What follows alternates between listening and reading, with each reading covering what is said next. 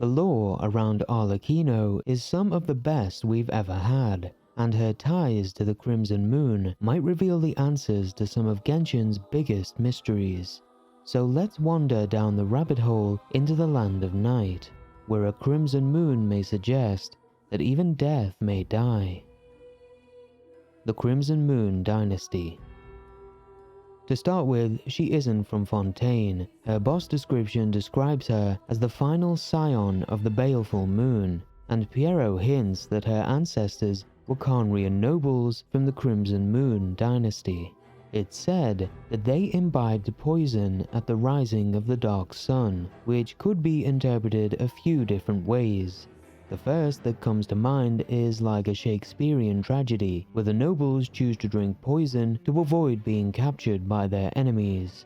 This would fit with the Dark Sun being the Eclipse dynasty that ruled Khaenri'ah after them, and explain why the Chinese text Tadain says that the Crimson Moon wants revenge against the Black Sun. Alternatively, this poison might have been something related to the Abyss, as her weapon states that the darkness hidden within the bottom of the Abyss shall too emerge from the Crimson Moon. So perhaps this poison was like the filth that contains forbidden knowledge. Rukkhadevata explains it better than I can. So what exactly is forbidden knowledge? It's a kind of knowledge that doesn't belong to this world, and a form of truth that can't be understood. It came from the very bottom of the Abyss. Even I could never understand it. The world is constantly rejecting it, leading to all kinds of bad phenomena. If we allow forbidden knowledge to pollute Irminsul, I'm afraid the entirety of Teyvat could fall apart. So, drinking something related to forbidden knowledge may have been regarded as a poison, as it would probably kill most people, but there must have been at least one that survived as Arlecchino's ancestor. It being related to the Abyss would also explain why she needs to control her feelings, as it feeds on negative emotions, as we saw with Collei and the Traveler. The Red Death. In the fall of the Faded Castle, a Reaper appears under a crimson moon with a baleful glow, there to collect the souls of Remus and his people as a tribute to a dark ancient world. This likely suggests Khaenri'ah is in or close to that dark world, now that we know the Crimson Moon was worshipped there. Months before we knew any of this, I thought this Reaper might have been Arlecchino, but now that we know she's not an ancient being, it was probably one of her ancestors, or something else with the same curse as her. The Fall of the Faded Castle is based on Edgar Allan Poe's The Masque of the Red Death, which is a very similar story, but that didn't really give me a satisfying answer about the Crimson Moon or the Reaper. So I kept digging, and I think I struck gold. In D&D, there's a campaign inspired by this story, also called The Masque of the Red Death. It's set in 1890, but the most interesting part is what happened 3,500 years prior. The Egyptian priest Imhotep began weaving spells to keep his pharaoh's body and spirit safe after death, but the spells were so powerful that they blurred the distinction between life and death, weakening the structure of the universe enough for an outside entity to enter the world. This entity, called the Red Death, was likened to a spider.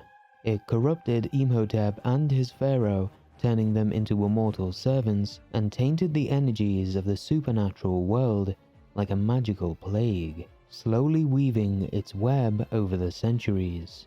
After this, magic could no longer be used without having the chance of drawing its evil attention, just as the most minute twitch of an insect in a web attracts the lurking spider. To keep itself from being discovered, it destroyed empires and even small groups that were close to learning about its existence, sounding a lot like the Crimson Moon appearing when nations fall. This all reminds me of Deshret bringing forbidden knowledge to Sumeru, as it does the same thing as the Red Death, corrupting whatever it touches and spreading across the land. Given that forbidden knowledge originates from the Abyss, and Khaenri'ah is positioned between the Abyss and Sumeru, it's reasonable to assume that Khaenri'ah had some interaction with it too. So the Crimson Moon may have been an entity like the Narwhal that was a survivor of the star-devouring darkness, bringing knowledge from outside the world that Celestia deemed dangerous. In the D&D campaign, it's described as fleeing from the realm it was in, indicating that it was trying to escape something more dangerous, which would fit pretty well too. If the Crimson Moon was related to forbidden knowledge, and the world is constantly rejecting it, perhaps having a form of it flowing through your veins means that Irminsul can't fully track you, leading to the glitching effect we see. The Shade of Death. Arlecchino also has some strange similarities to the Primordial One and Istaroth too, as her flames create shades. I suppose you could call her an illusion born of flame. Her existence is like ashes to a fire, something left over in the wake of blaze and ruin. You see, a certain power runs through my veins. It's not unlike a curse. My flames leave behind shadows of anything they consume. Of course, the chances of those shadows morphing into a sentient entity are exceedingly slim. Clearvy is a very special case. If the Crimson Moon wasn't an entity from another world, it could have been the Shade of Death, as it's the shade most likely associated with fire too. Nouvelette's vision story says, severely wounded in the Great War of Vengeance, the usurper had their functions ruined, and could no longer use their absolute authority to suppress the original order of this world. This must mean that the Shades were unable to protect them, which I can't see happening unless they were killed or rebelled. So, if the Shade of Death was killed, and Khaenri'ah is like a purgatory between the land of the living and the dead, perhaps the Crimson Moon was the corpse of the Shade of Death, corrupted by forbidden knowledge during the war, like Dvalin and Durin. We still don't know much about the Moon Sisters, but there's a million theories on Istaroth being one of them, mainly focused on the statue of the omnipresent god and the Welkin Moon Lady. And I found some stuff on that too. The Moon Sisters. Sumeru is partly inspired by Mesopotamia, and as far as we know, it seems like Khaenri'ah is right underneath it, so I'd say the founders of Khaenri'ah were most likely from the area around Sumeru too. In the Lay of Al-Ahmar, it talks about a valiant tribe that could equal the dragons that were turned into monsters 1,000 years later, buried underneath Sumeru. Kaya telling us that his grandfather killed an abyssal dragon and Khaenri'ah's location makes me think this tribe were these founders. In this image, we see the Mesopotamian gods Ishtar, Sin, and Shamash. Ishtar, the inspiration for Istaroth, was represented by Venus and the 8-pointed star. Sin was the god of the moon and the underworld, who cursed Oathbreakers with skin diseases, and Shamash was the god of the sun, as well as divine judgment. If the Crimson Moon is any of these, I think Sin fits best, especially since we learned in Perrin Heri that turning into a Hilichurl was due to betraying their god, making them Oathbreakers. The kings of Mesopotamia were representatives of Sin, and a lunar eclipse, which turns the moon red, was believed to be 7 evil Utuku, or demons, surrounding him, indicating the king's life was in danger too. We get this in the Crimson Moon's semblance description. This being so, the king of humanity should take upon himself the name of the Crimson Moon, and by the light and flame of 2 worlds, judge fickle fate. A semblance is a similarity to something, so the Crimson Moon semblance would be one who is like the Crimson Moon, fitting the king of their dynasty.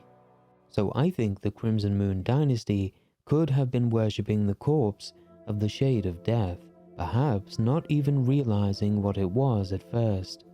This has some sinister implications for the Sustainer, as going by this, she'd be Shamash, and Mihoyo told us there's a reason why she looks like Kiana from Honkai Impact 3rd.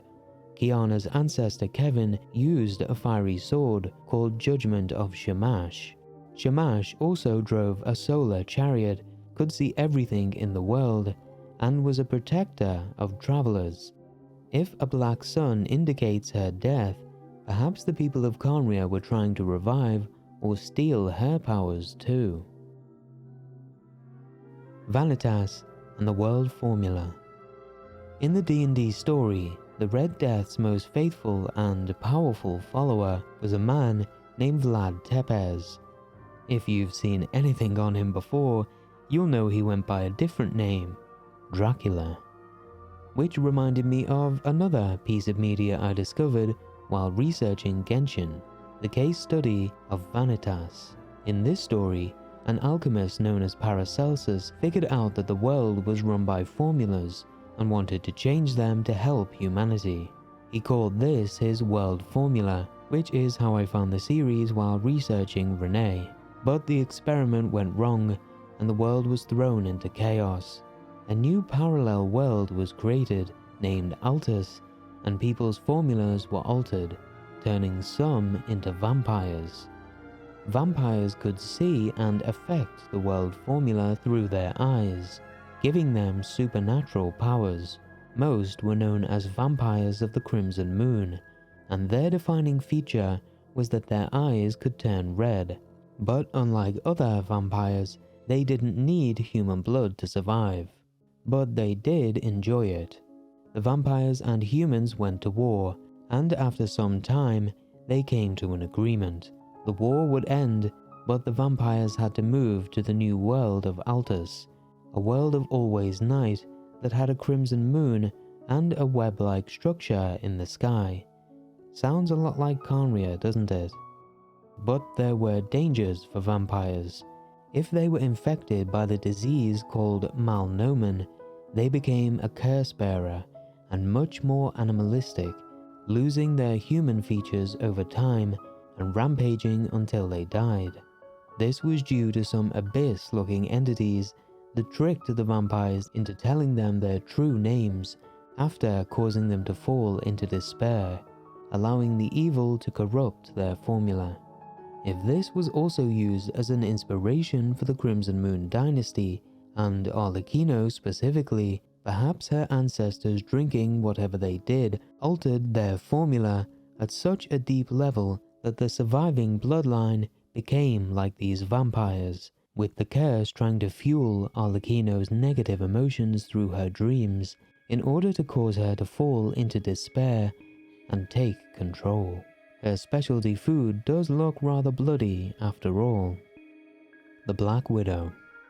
To finish off, let's take a look into her spider themes. These could be based on the Japanese yokai known as the Jorogumo, a creature that could shapeshift from a beautiful woman into a giant spider. In one of the folktales, she was depicted as a spider woman that controlled small, fire-breathing spiders. After what we've already covered with the Red Death being like a spider, and Dracula becoming its greatest underling, as well as the Traveler seeming to be bound by a spiderweb when seeing the Crimson Moon, I wonder if it represents this yokai, and the people it controls are the fire-breathing spiders, as Arlecchino fits that role pretty well. Of course, it could also be said that Arlecchino has taken on that role with the House of the Hearth.